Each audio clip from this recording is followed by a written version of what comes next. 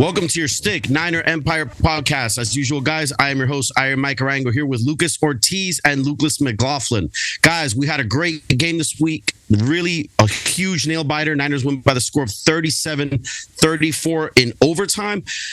Not too sure what happened with the defense there. A lot of people were, just not in their assigned spaces. I think a lot of it might have had to do with maybe we weren't prepared for that quarterback. Quarterbacks that run a lot seem to give us a hard time.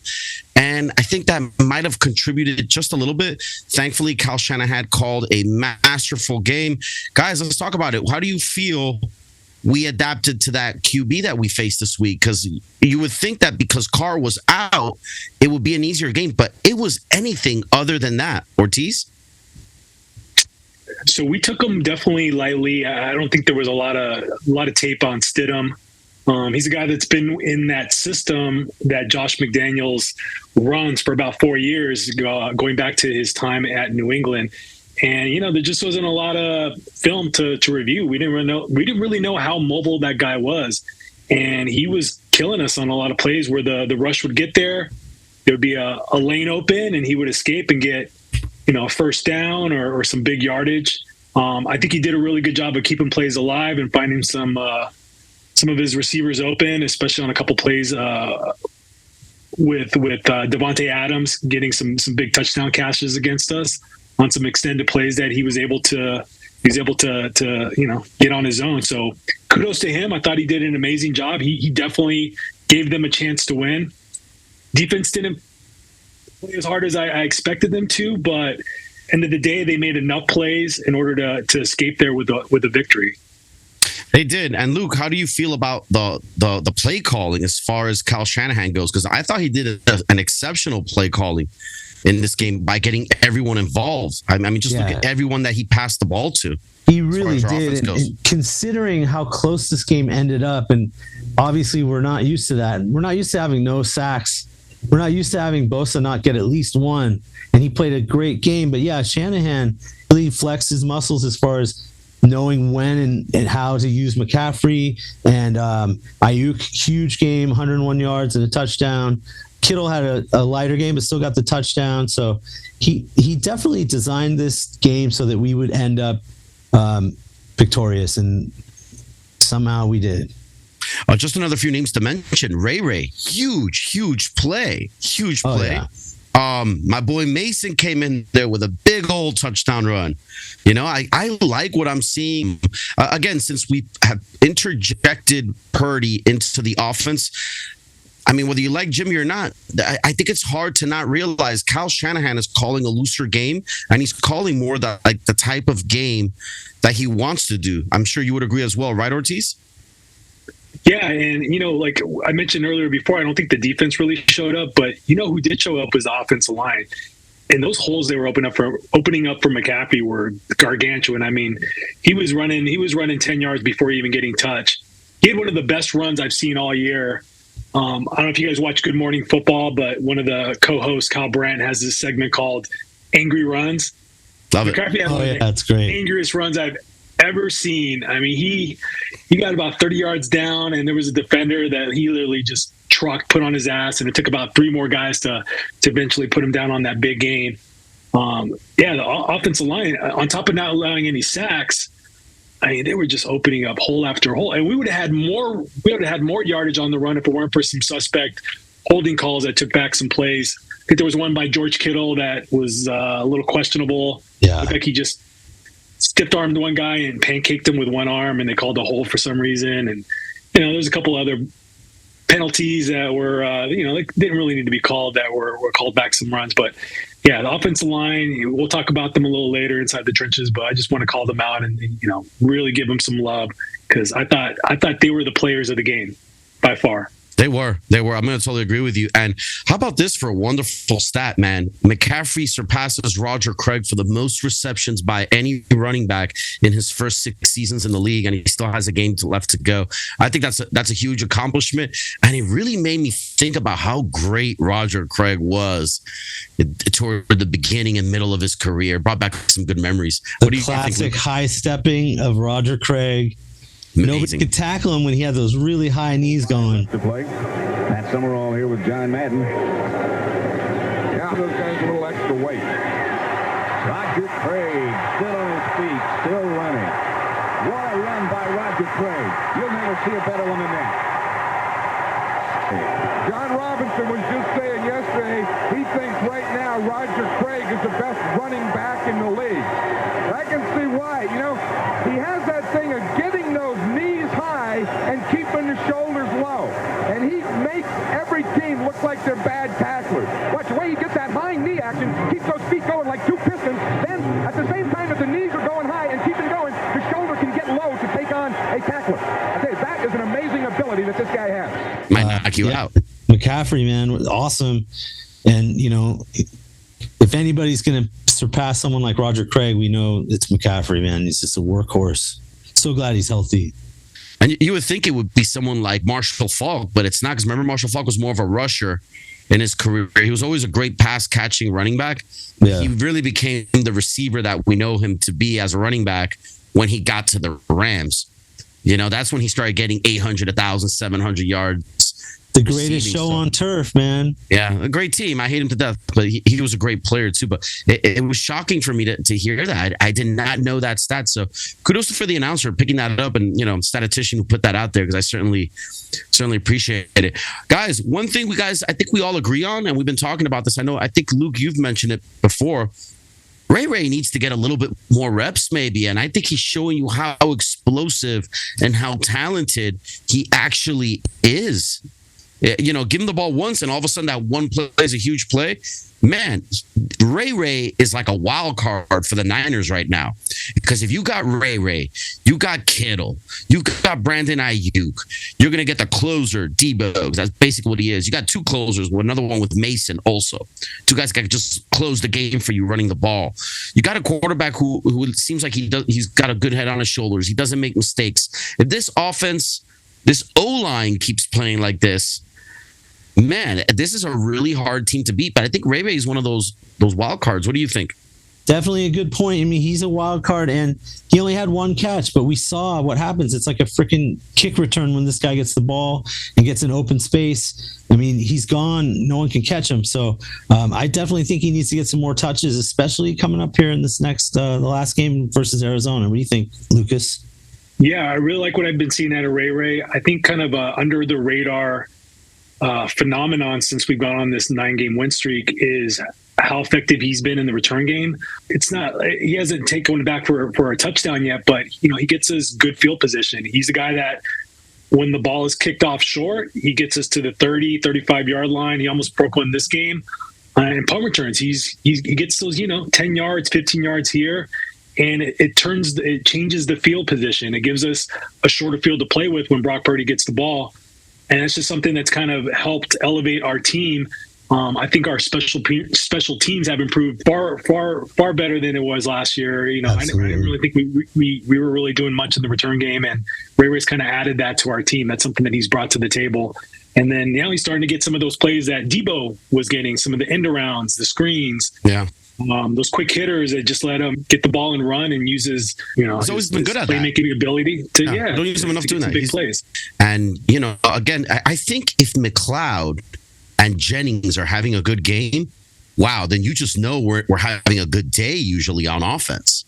If those two guys are putting up numbers, I can tell you that the rest of the offense is putting up huge numbers. I was going to say, how great was Ayuk this game? I mean, this was his big game. This was his biggest game of the year, in my opinion. Yeah, breaking 100 yards and getting that touchdown.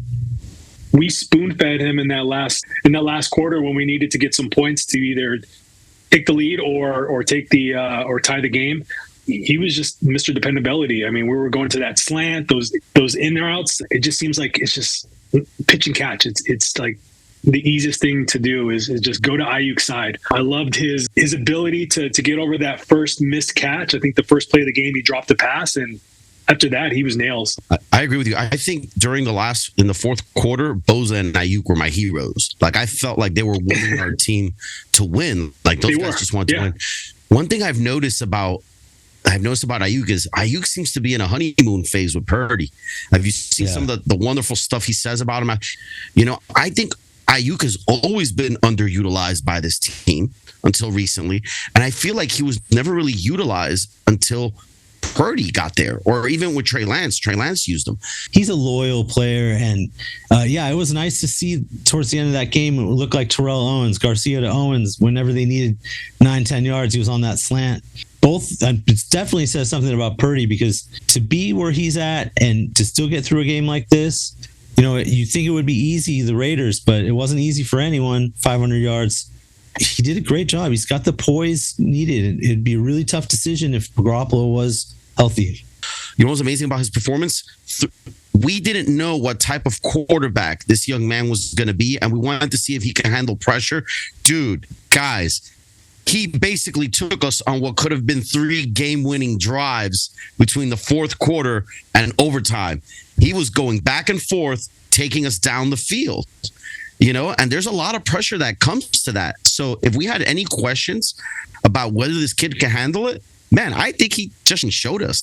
What do you think, Ortiz? Absolutely. He showed us he's got the mental ability to overcome a turnover, which he had. He had a really bad thrown ball to Kittle, which, maybe Kittle could have helped him out and knocked the ball down, but it was a bad pass. It was short. It was off the mark.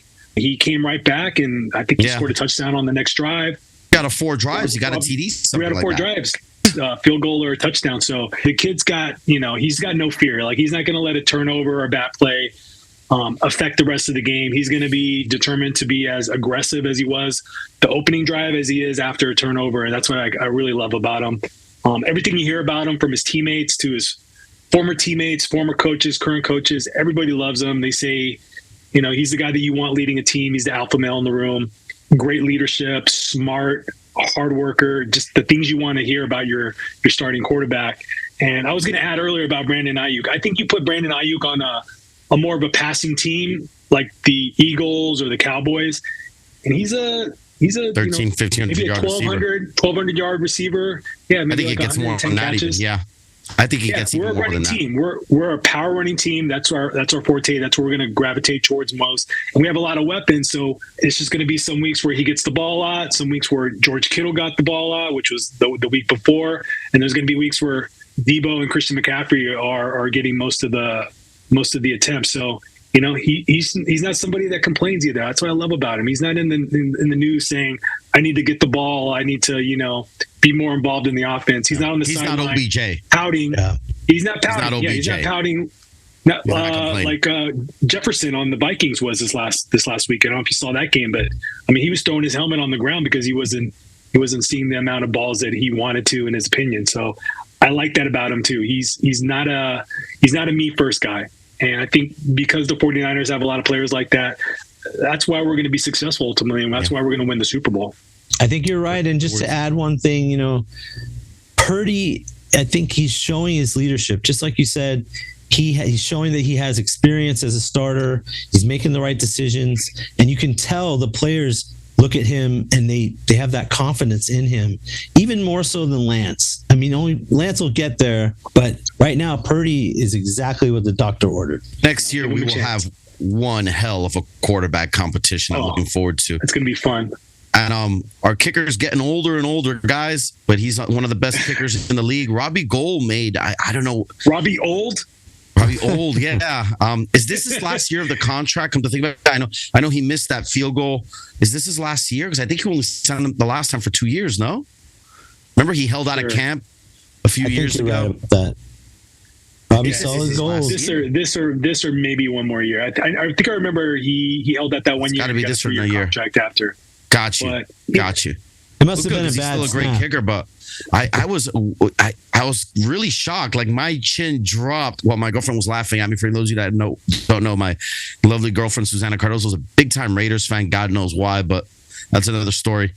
My chin dropped to the ground when he missed that. But again, the positives about it, guys, it gave Purdy another chance to drive us downfield again and help us get the game winner in overtime. So I think it's something that helps us out. Any shocks there? I mean, how did you guys feel about it? You must have been shocked as I was.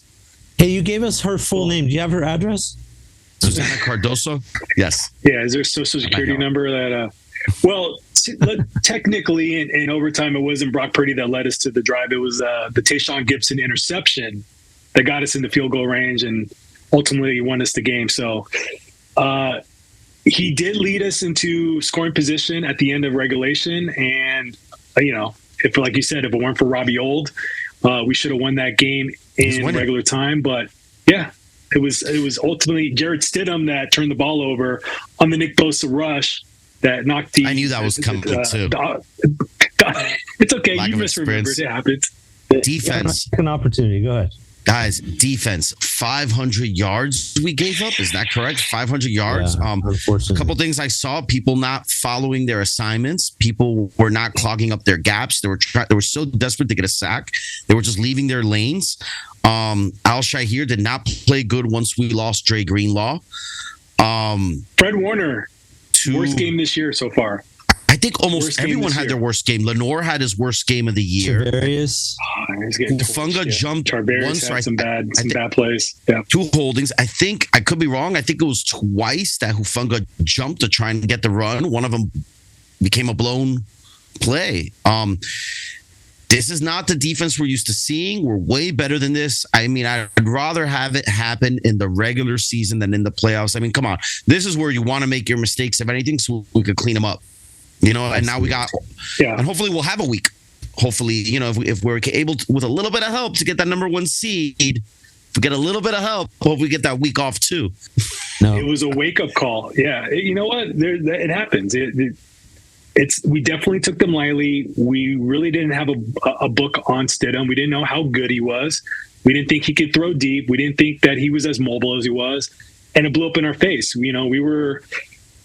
Hufanga bit on like a play that typically, he's pretty sound on. Like he knows he can't get to the quarterback or the running back from his position, and for some reason he decided to step up and not cover the man that he's supposed to cover. It's just little things like that can kind of avalanche and lead to the type of game that the Raiders had.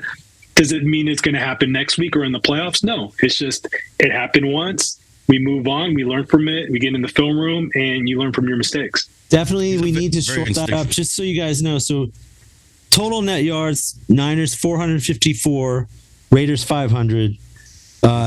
Niners 9 penalties for 71 yards, and that's obviously we got to correct that.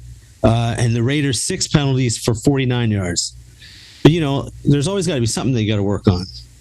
Yeah, I mean, the rest of the offense was incredible, so I think we're gonna have to give them a pass, and because they didn't give up any sacks, also. But overall, yeah, this is stuff, guys, we need to fix. Going into the playoffs, obviously.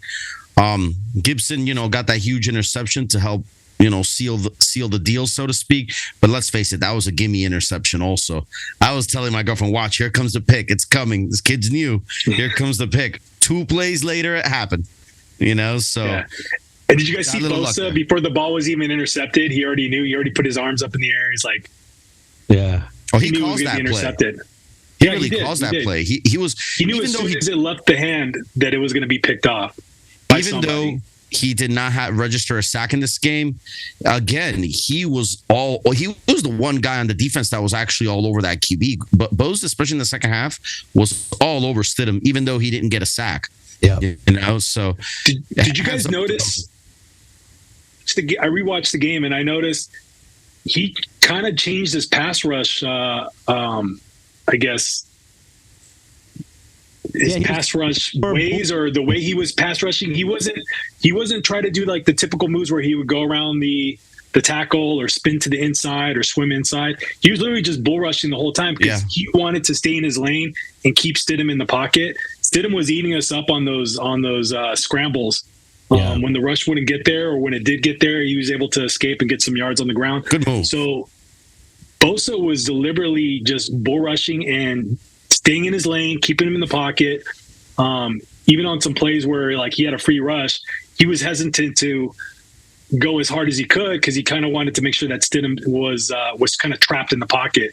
There was one time where nobody blocked him and he kind of just froze, and Stidham froze, and Stidham saw him coming, so he got rid of the ball quickly. But any other game, Bosu's going full bore and trying to kill the quarterback. So he kind of changed it up a little bit. I think he adapted to the way the game was being run, and he's like, we can't just let this guy escape the pocket and get 10 yards, 15 yards downfield. Yeah, I like that. Expect D'Amico to kind of get more of a handle on that next time because you're right. I mean, we really had no sacks. The defense was ineffective. I think a lot of that is credit to the Raiders. They schemed really well as far as taking Bosa and, keeping him busy, but keeping him away from the quarterback. And, so that's credit to them, I think. Yeah. No pressure on the Raiders. They played as hard as they could. There was no pressure on them to win. Do you guys feel that they played harder than us? I kind of do feel that way, especially in the first half. I do. And Jacobs and that looked leads good. to victories. Yeah, Jacobs looked good. Waller was great. Devontae Adams is Devontae Adams. I mean, he's a monster game. He's the best. He's the best wide receiver in the league. Like that's his hands. I know a lot of people like Jefferson, but I think overall he's the best wide receiver in the league. I mean, he made an unbelievable catch, body control on that drive that tied the game in the fourth quarter. Yeah, I still don't think it was a ground or the other one. Yeah, the one that there wasn't definitive evidence to overturn it, but it still was an incredible catch, despite if you want to believe it was or not. I take Jefferson or Chase, me personally, but I do think Devontae Adams has the best body control of anyone. Like in both of those crazy catches he made, just body control. He could dive in the air, grab it with one hand, pull it in without moving. Football didn't even move, just pull it in. Just so perfect. Yeah. Keep both of his feet. He's always aware of where his knees and his toes are at. So I got to give him that. Yeah, and one of them, it looked like Lenore had his hand on it. He was right there. He covered him well. I still don't know how that catch was made. He did. He covered him well on that play. He just wasn't big and strong enough, and maybe he didn't follow through on it, as the announcers were saying. Lenore got picked on a little bit, guys, and he's probably the biggest weakness on the defense, in my humble opinion. At least that's the way it looks so far. Are we worried about this? So my worry meter is about a 6 out of 10. I don't think it's time to panic, but I am worried. I do want to see him be a little more confident and be a little more effective at the point of attack. Like if it is a 50-50 ball, like he had a couple times to defend, he's got to do a better job. He's got to get his head around. He's got to see the ball. He's got to be more aggressive to the high point and knock it down. Be more aggressive. Exactly. He's a little. And he needs to be better.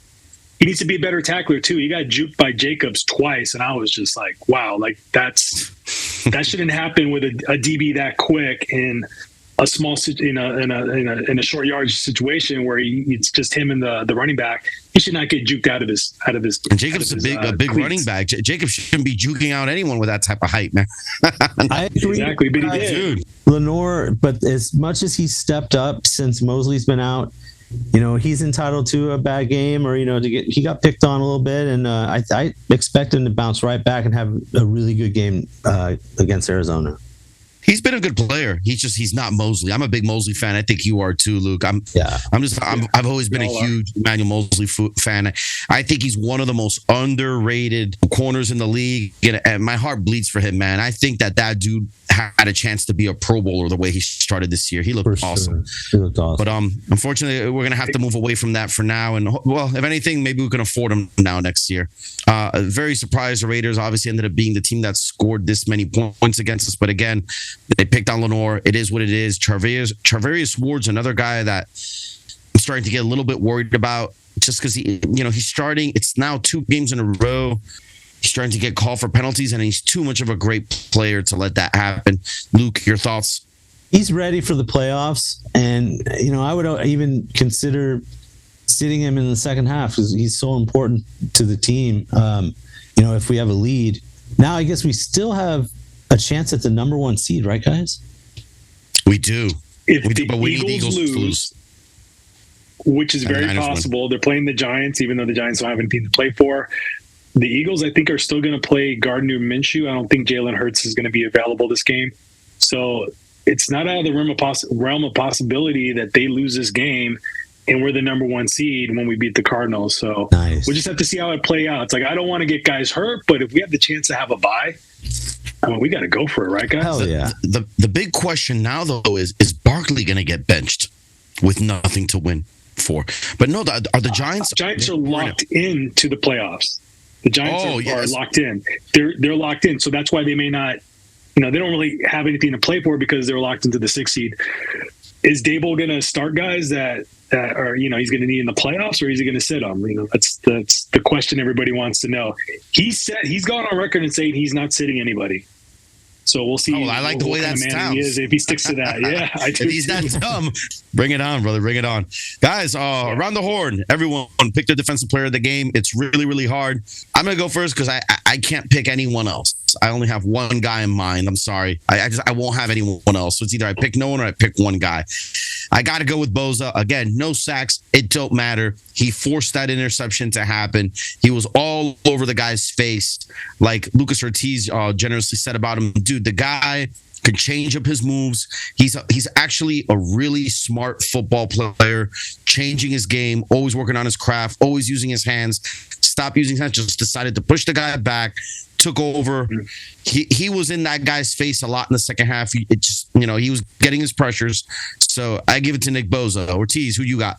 I'm going to go with Tayshaun Gibson. He didn't have the best game of his life, but he did make some plays. He actually had an opportunity to get 2 interceptions.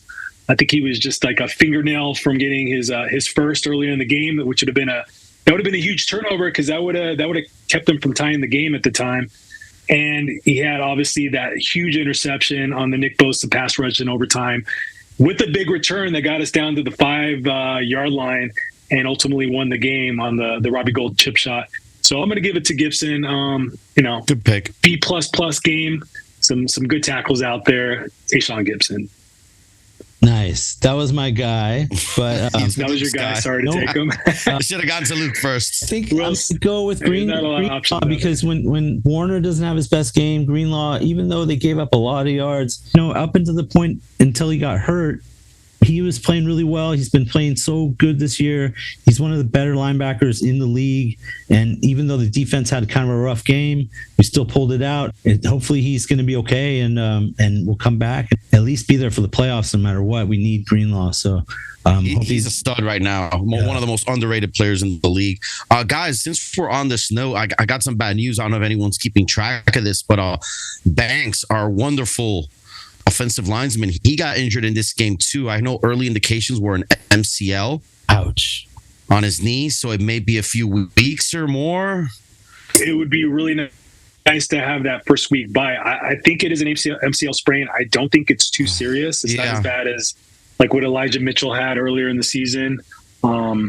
Elijah Mitchell, who will be coming back this week, according to the team.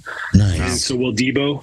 So, yeah, I think Banks is going to be out for the Cardinals game. And he plays a position where you don't need to be as explosive as a wide receiver, a DB, a linebacker. So I think he can play through a slight sprain in his MCL. I think that's a playable injury. I hope we let him rest and definitely get him ready for the playoffs no matter what. But I know we need that number 1 seed, so... Brunskill did play fairly good in his absence. I'm a Brunskill fan, so he did play fairly well. Made yeah, I did. On the Christian McCaffrey run? Yeah, that was sweet. The screen? He came through, man. I love that dude. He's one of those guys those unregistered heroes. He's very good at a lot of little things, and he could play all over the line as a swing guy, so I appreciate that. So, guys, down in the trenches, good time to lead up on this. Ortiz, you're a man with this, brother. What can I say about this offensive line? So, no sacks. We already talked about that. Big holes for the running backs. J.P. Mason had a touchdown run. I think we saw Ty Davis-Price come in and get a nice little first down, 3 or 4 yard pickup on a 3rd and 1, 3rd and 2. So, offensive line played great. If I had to nitpick, there was a couple penalties on Trent Williams when we were backed up against our own goal line, back-to-back penalties, and we wound up having to punt out of our end zone, which led to a Raiders short field and touchdown. So other than that, the guys played amazing football. They definitely showed their toughness and their cohesiveness. There was a lot of interesting play calls, and I think it really showed how athletic these guys are, especially with some of those screen passes where they have to block, sprint towards the sideline, and then get out and try to block quicker, faster players like linebackers, DBs, so forth and so on. And you saw a lot of the players like Brunskill and Burford they were like 30, 40 yards down the field, like making blocks, like getting in guys' ways. And we had a lot of explosive plays on some of those quick passes. So Definitely. Beautiful game. As a guy that played offensive line, I just love seeing that. I love seeing athletic offensive linemen 30, 40 yards downfield making great blocks.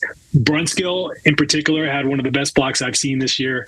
It looked like Christian McCaffrey was going to be tackled by a defender, and you just see Brunskill come out of nowhere, flying, knocks him out of the way. McCaffrey went for like another 30 yards after that. So everything that Kyle has dialed up seemed to be working for the team, and let's keep it going to next week and into the playoffs. And how great is it, Luke, for a young QB to have an offensive line protect them that way? I mean, that's probably the most important thing, one of the most important things to his development. Absolutely. And not only did he get protected in a pretty clean jersey by the end of it, but, just to have the offensive line opening up those holes for guys like McCaffrey who went nuts, well, that opens up the pass. And that's what helped Purdy get to those balls to Ayuk, because now they're way too worried about the run. With the way that O-line played yesterday, guys, if Debo was there, he would have been busting out 10 yards every single run. Easy. Guys, let's go ahead to next week. We have a lot of reason and a lot of hope for this postseason. We still have a shot at getting the number 1 seed. We need to win. We need the Eagles to lose. It's that simple. I see us winning. When do we start pulling players here against the Cardinals? Will the Cardinals, have they gone on record saying anything, whether they're even going to play, Murray or not? I hate watching that guy play. That's one of the players I just can't stand, bro. Since I feel like I'm playing against a video game every time he's out there. We can't catch that guy, bro. He's like a little roach running around all over the place. I can't stand that dude. I hope we crush him if he plays. But we crushed him last week. How do you feel about it, Luke? What do you see happening in this game? I'm a little scared about how close I was to predicting that last game. At least we got the win in overtime. I'm still scared of the winning streak, but now I want that first round bye more than anything. Yeah. You need to rest guys and get them healthy, and especially if Debo's coming back. I think we're going to go full force, all at him. And just I think Shanahan definitely knows how to scheme against Arizona, and I think we will prevail. And I'm going to have to say, get some more use out of Mason. It's great to see him get that first big touchdown, but only a couple of carries. Give him 10, 15 carries, see what happens. I think they'd be happy with the results. And I'm going to say Arizona loses this game 21-35. Niners just go big, and Purdy has a few big touchdown passes. Personally, I like your idea of giving Mason more on this game and benching CMC just a little bit. Yeah, let him play maybe a quarter. Let him play a quarter, something like that. Definitely no more than a half. They're going to let him play the whole time though, because they want that number 1 seed. Yeah, so I agree with you though. I'm trying to give it to the guys in the second half, like Ray, Jennings, Mason. Absolutely. I'm trying to get those guys involved. They're saying that Debo is going to play, but I just to get him into game shape, but I'm not playing Debo more than a quarter, in all honesty. Ortiz, how do you see this going down this week? I know it's a hard one to pick a score on, really. No. So this is a game where, the defense already had their coming to Jesus moment. We still got the win, luckily, and there was some luck involved in that last game. But I think they're going to take it personally. They're going to, they're kind of pissed off that nobody's talking about them as being the best defense of all time anymore, like we were a couple weeks ago. So I think they're going to take it personally. They're going to punch them in the mouth. We're going to score on the first drive, and they're just going to give up. It's going to be one of those 42-17 kind of games where we just control it. Nice. Every quarter. Debo is going to come back. I don't think we need to play him a quarter. I just think we need to kind of like sprinkle him, out throughout the game here and there. Elijah Mitchell's going to take some of the pressure and some of the carries away from Christian McCaffrey. I still think we're going to, get Jordan Mason and Ty Davis Price out there for a little bit, get him some work. And, I want to see Debo more so in the pass game and less in the run game. I just don't want to risk him, running inside runs, off tackle plays, and getting a knee twisted or an ankle rolled up like he did last time. So let's do 42-17. Brock Purdy plays 3 quarters, and Josh Johnson gets in there and finishes the game out, along with J.P. Mason and Ty Davis-Price. Before anything, somebody do me a favor. You can do me a favor. Find out what time is the Eagles game and what time is the Niner game coming up. Because that's really going to determine a lot of what happens. If the Eagles are winning, if the Eagles are winning, I think it's more likely, or let's say they're blowing out their opponent, I think it's more likely we start benching starters sooner than later. Does that make sense? Yeah. And the opposite would happen. So I think a lot of this depends on, I think the number one thing for San Francisco, guys, we can all agree on the number one most important thing that can happen here is that we get out of this game healthy. So sorry to interrupt, but it looks like the NFL smart and they moved the Eagles game. I knew it. Eagles-Giants is going to start at 4:25, the exact same 4:25 Eastern Standard Time as the Niners game? Same exact time as the Niners game, yeah. Genius. Yeah. So they want both teams to play. But the Vikings-Bears game is going to be played at 1 p.m. Eastern Standard Time. So we'll know at the beginning of the game whether the Vikings have won or lost, which, may or may not play into how we play. Like, do we think the Eagles are going to win that game easily, or are we, stuck at that number 2 seed? I do believe in what Ortiz is saying. I think we're going to try and knock them out super early. I think it's full force for the first half, and then hopefully take it easy in the second half. So I could see it being a 35-40 point game, but I could also see it being a little lower too. Something like that. If the Vikings win and we lose, we slip to the number 3 seed, and that's, now you only get 1 guaranteed home game instead of 2. That's big. So we need the Vikings win. I think that puts pressure on us to really win that game and play our best players. That brings the score up. Yeah, that brings the score up. Not worry about injuries. Yeah, absolutely. I'm going to go 28-14, guys. One more thing. I'm going to talk to you guys offline, but we're going to figure out Damon Bruce in the next 2 weeks because we have Arizona either after that game or maybe in the first playoff game. But yeah, let's discuss that offline, and then we'll let everyone know on Facebook and make sure everyone knows what's up. Awesome. Thank you for that information, Luke.